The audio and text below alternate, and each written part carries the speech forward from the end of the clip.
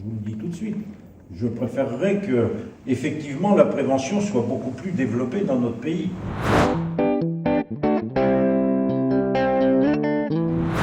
Parce qu'une prévention développée, effectivement, c'est des risques lourds qui sont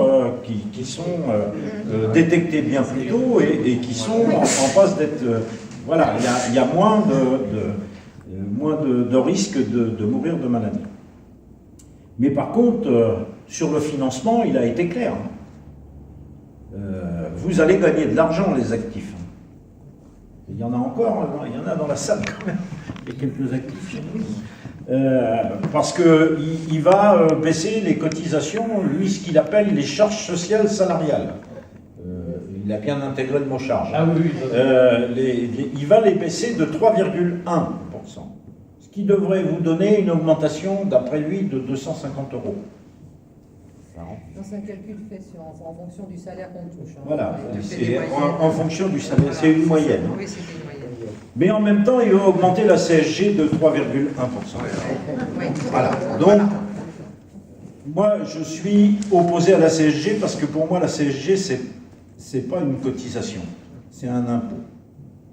À la CGT, on a toujours considéré que la CSG était un impôt.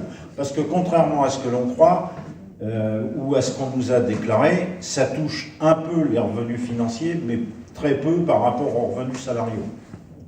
Et il y a un transfert qui est fait, et en même temps, ça ne résout pas le problème. Le problème de la dette de la sécurité sociale, le fameux trou dont il parle, ce n'est pas un problème de dépenses, c'est un problème de manque de recettes. Aujourd'hui, on est la 6e puissance économique dans ce monde. On ne serait pas capable aujourd'hui de financer un système solidaire pour 66 millions de personnes, alors qu'en 1945, ils étaient capables avec un pays qui était complètement en ruine. Il y a une contradiction quelque part. tout à fait. Donc il faut absolument qu'on change un peu notre mode de pensée qu'on a à la bagarre. Moi, je ne suis pas là, même si je suis président de l'Institut d'histoire sociale. L'histoire, c'est bien, mais l'histoire, elle est intéressante que si elle nous permet de nous projeter dans l'avenir, et surtout, elle nous permet